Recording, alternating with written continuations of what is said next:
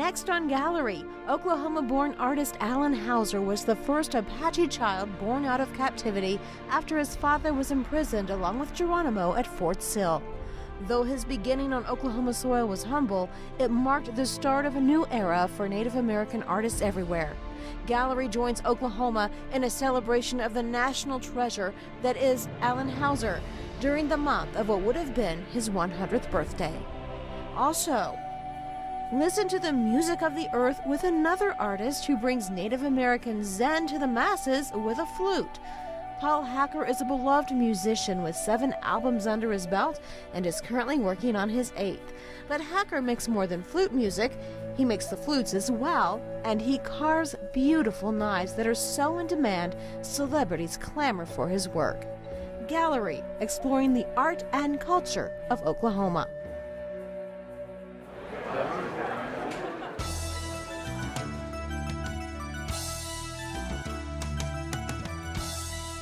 Partial funding for Gallery is made possible by the Pauline Dwyer Mecklenburg and Robert A. Mecklenburg Jr. Foundation and by Jasmine and Melvin Moran.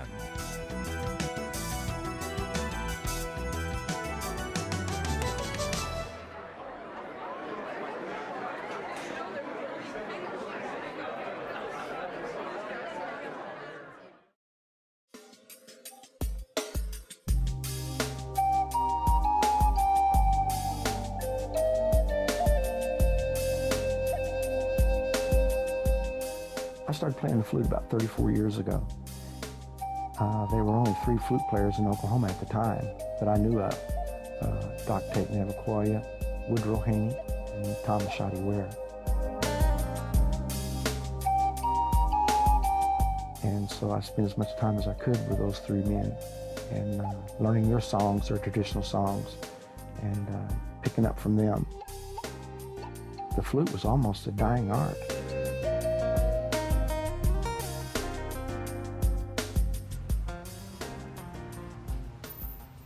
I love working with my hands, whether it be wood, bone, stone. It's always been a challenge to do that type of work. I don't think I could ever sit behind a desk and push a pencil.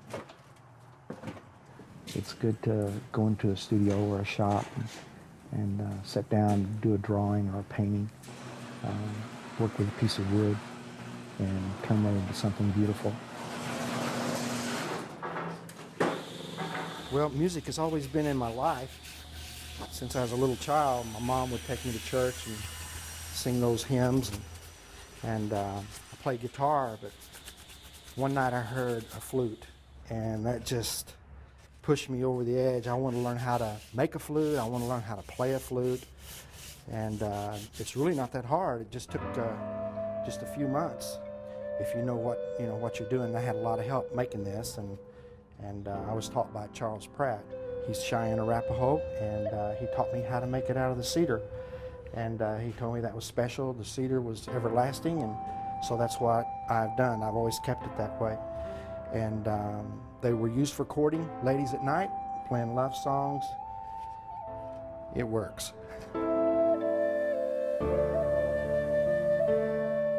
There is quite a bit to making a flute. It's 2 pieces of wood, and you put your holes in it, and you run your cork up the barrel of that, and you lave it out.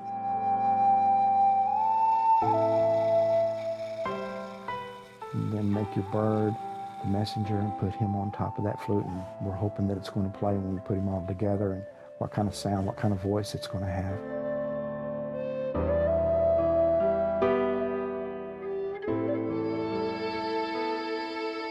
My first experience when I started doing artwork was Harvey Pratt.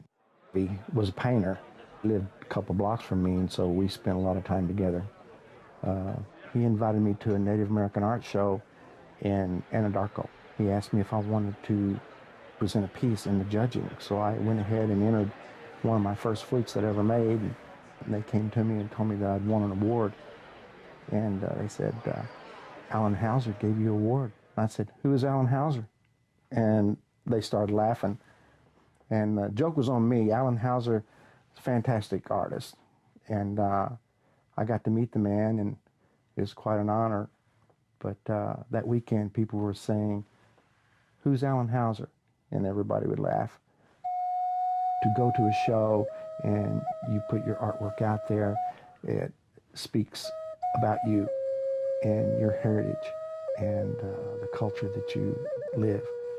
And to me, that's what it's all about. The more artwork that I do, the more flutes that I do, I feel like I keep my culture alive. Sometimes artists, we get a little bored with what we're doing. We got to kind of go off in a different direction with our artwork. And I met a gentleman by the name of Ted Miller. He did beautiful, exquisite knives. He showed me how to put some knives together, and I decided to start doing my own artwork on the handles and inlaying turquoise and precious stones and incorporating that in with different kinds of blades and polishing them up to make them look really exquisite, and they were unique. So I started doing knives, and it went very well for me. This is a piece of mule deer antler. It's a shed. Whitetail, elk, mule deer, they drop their sheds, their antlers, once a year. They sell these by the pound. So this piece here I'm going to be cutting up and using for a knife handle. It's pretty unique. It's got a nice curve to it. It's got a nice button, make a nice handle. My work is all over the world. People come from all over to buy knives, collect knives, from movie star celebrities to guys that just hunt. The knife that I make is very functional, but it's an art piece. When you put your best out there and it succeeds, then you feel like that you've accomplished that, and then you move on to something else. To get the creative juices flowing, sometimes we feed off of other artists. I was in St. Augustine, Florida at Fort Marion, and we went into one of the barracks at that time, but it was a place where they held Native Americans captive.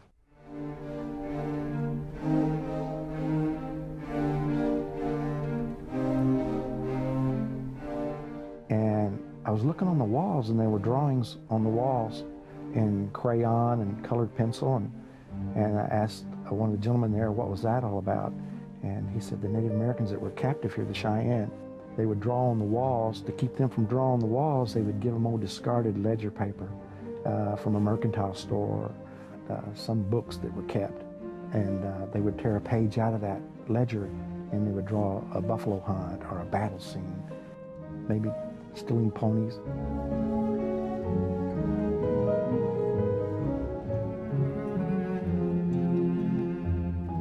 After they finished up the ledgers, tourists would come around and they would sell these ledgers to the tourists. And so I decided to start doing drawings on the old ledgers. I think what I'm going to do today, I'm going to do a dog soldier that had captured an army coat, maybe the 7th Cavalry flag on this piece here. That was the communication back then. They didn't have cell phones back then. They didn't have transistor radios or TVs. If you have a picture, it's worth 1,000 words. They had the ledger. My mom always said, "You live in the past, Paul." I love the past. That's history. I always try to think of the past being good. I know there were some hard times in the past, but we can learn from the past and to do good for the future. Every day's a new day. And I get a lot of things from the past, a lot of dreams. And I like to honor Native people that lived in the past and respect them the way they think and the way they believed. Here we have several ledgers of my work that I've been working on all winter, and these will be going to shows this spring.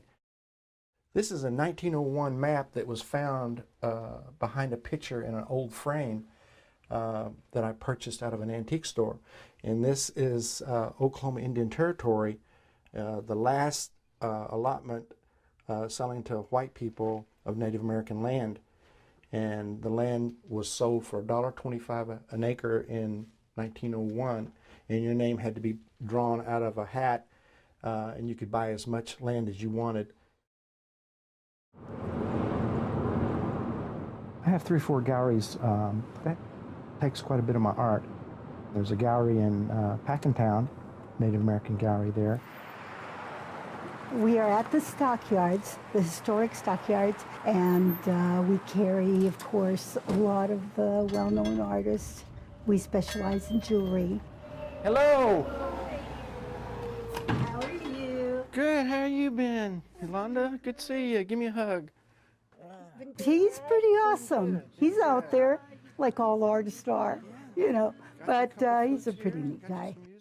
I've known him forever, so we go way back, you know, his shows and everything. But always been a good man, you know, with his work and, you know, promoting his music. And I'm glad he's doing so many shows. My favorite. Winds of the Past. Yeah, that's my favorite of all. I sell a bunch of those. We have 7 albums out and 1 guide to playing the Native American flute. And we started this back in '91. People that follow us, and they're always asking, have you got anything new? And so I think we're going to try to put another one together, and everybody's pretty excited about that. All right, we're going to need a level check on that mic, so go ahead and just play a little bit. My son helped me out quite a bit on most of my albums, and he has a good ear for Native American music, plays the piano, plays a good flute. You know, I think if you bend that note on the second note you're playing there in that phrase, I think that'd be really cool if you bend it. Try to bend it. A lot of times we do an album and we'll add maybe piano or string instruments, violins, cellos. Like our last album, we used part of the Oklahoma Symphony playing behind us. We had cellos and violins. It's been received very well. We do great with the CDs. I mean, everybody comes in, they love, you know, just the mellow, easygoing music, so I'm always selling a lot of Paul's work. He's just done so well in so many years, you know, because he's been at this a long time. I think we're all inspired by music. It helps us through the day. It's just a unique feeling to share that with people, to try to relate to them how you feel in that piece of art. I've always found that when you play that flute, it draws people.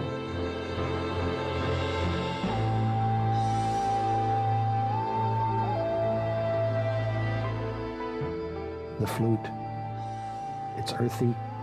It just makes you want to dance along with the sound. And it's a heartbeat, and that's what keeps me going, is that sound.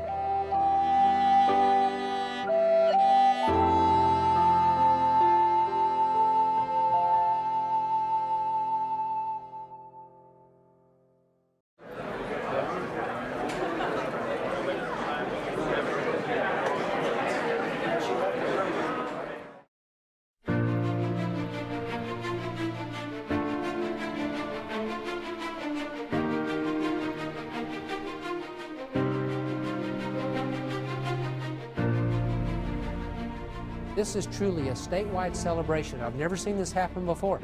The whole state is recognizing my father, his accomplishments in the arts, and also tying it into the 100-year since the release of the Apaches. They were in prison for 27 years.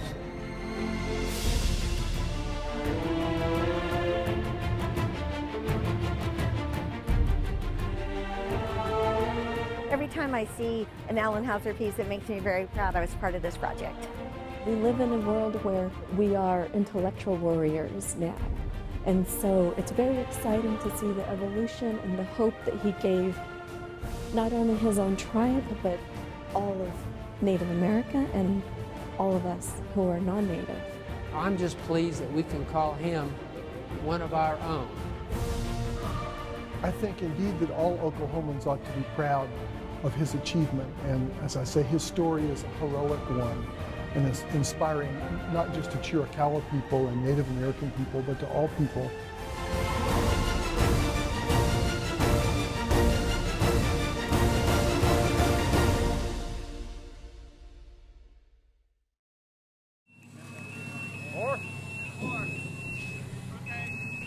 We're very pleased to be here this morning installing 5 works at the Oklahoma State Capitol building, which were made by the late artist Alan Hauser. 2014 is the 100th anniversary of Alan Hauser's birth.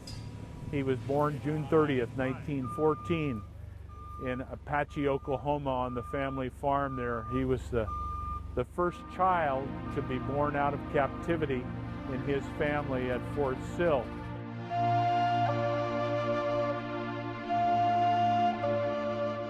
His father wanted him to take over the farm, but Alan at a young age started making drawings. And he was just born with a muse. He didn't have any art teachers. There were no art classes. There was no support or anything to do with art. He just had this motivation to draw. When he was 20 years old, he was in the Indian office in Anadarko, Oklahoma, and he saw a flyer that had been posted for a painting class that had been created at the Santa Fe Indian School. And he looked at that flyer and thought, you know, gosh, this is something I'd really like to do. So in 1934, he arrived in Santa Fe and became one of the first students from outside of the Santa Fe area to study at this painting class. They were very successful in that. They helped develop the careers of hundreds and hundreds of artists. Alan himself was a little frustrated by the fact that they weren't working in contemporary European motifs. They weren't exploring expressionism. But he went with it, and he actually became the most famous of all of these students.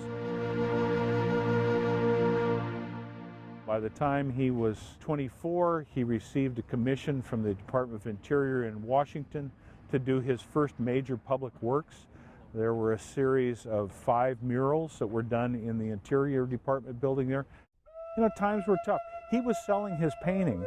He was the most famous Indian painter, but he was selling his paintings for $2, $5. Every once in a while he'd get $10 for a painting. Then at the end of the war, in 1947, he was commissioned by the Interior Department again in Washington to do a piece for the Haskell Indian School in Lawrence, Kansas. He thought that it was going to be another mural commission, and that they had approached him because of the success in his murals. But it turned out that the school had been given an 8-foot block of Italian marble by a patron.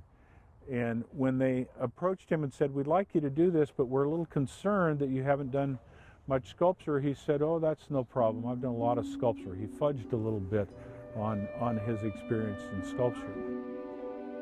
So in 1948, there was dedicated in Lawrence, Kansas, his first major piece. It's called Comrade in Mourning. It's a beautiful, magnificent white marble Carrara sculpture. And it was not only his first major sculpture, it was the first major sculpture done by a Native American artist in the 20th century. In 1962, back in Santa Fe, a new art school was created for Native American students. This was kind of the successor to the old Santa Fe Indian School, the painting class there. The very first person that was hired to teach there was Alan Hauser. He was already the most famous Native American artist, and he was an experienced and well-loved teacher from his 11 years of teaching up at the Intermountain School. And ironically, this new school had taken over the campus of the Santa Fe Indian School. So he actually came back to teach and work in the very same classrooms that he'd been a student at 30 years before. As he started working alongside his students and teaching them about the sculptural ideas that he loved, slowly a whole genre of American sculpture evolved. And out of it emerged this style. It became known literally as the Hauser style. Before Alan, there were no Native American sculptors. By the time he retired from teaching, there were thousands.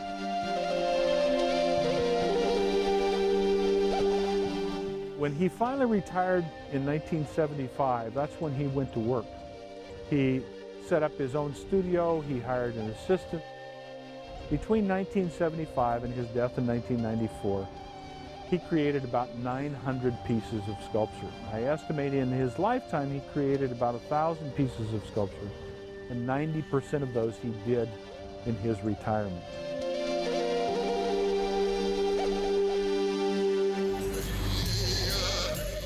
This is a wonderful year, 2014.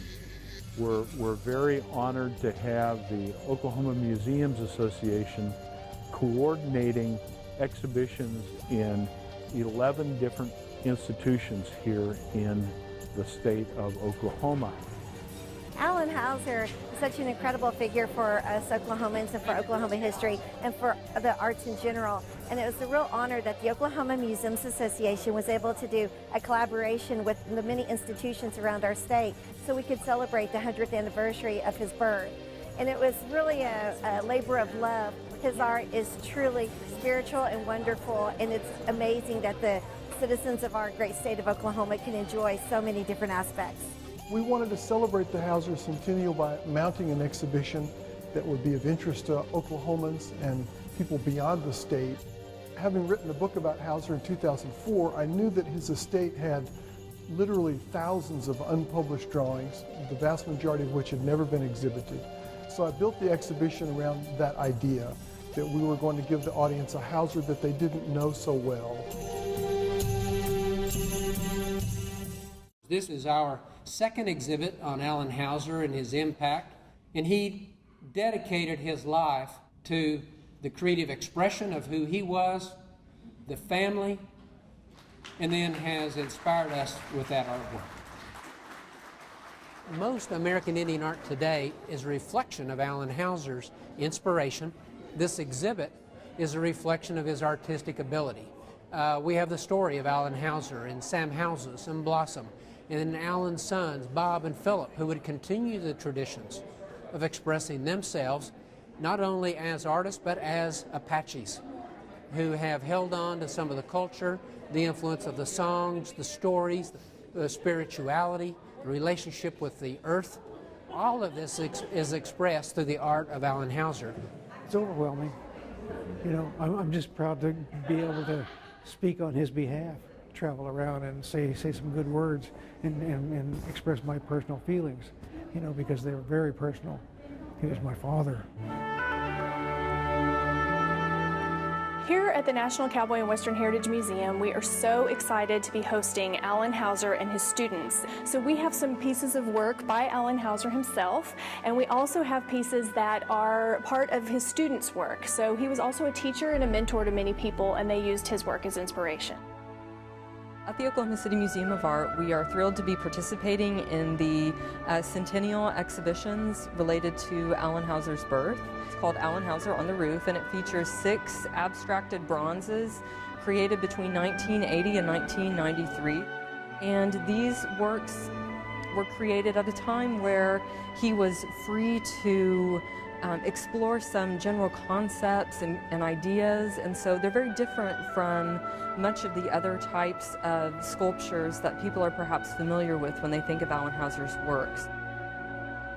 I think his artwork has turned out to be an educational tool. The way it's presented, it functions something that lets other people have insights into the way the tribes, the Apaches in particular, feel about themselves, how they want themselves portrayed to the rest of the world, and what they think of when they think of themselves.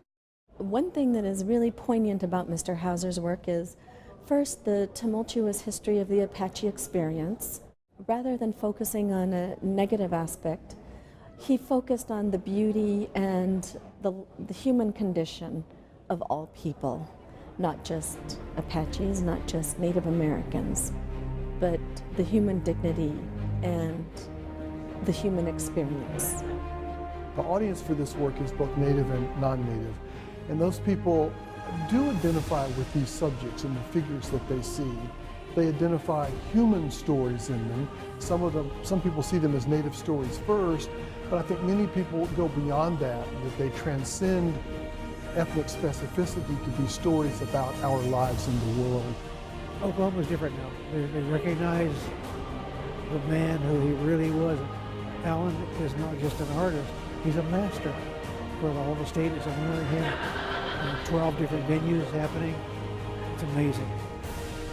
It's very special for us, and we're glad he's getting this recognition. For many people, hard work pays off. Alan was hardworking, dedicated to his craft, refused to be turned away from his own vision of what he might accomplish.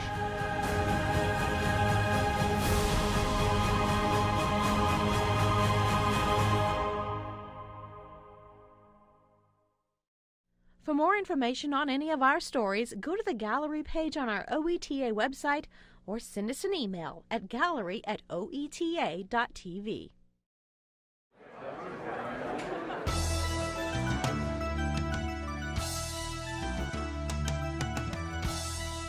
Partial funding for Gallery is made possible by the Pauline Dwyer Mecklenburg and Robert A. Mecklenburg Jr. Foundation and by Jasmine and Melvin Moran.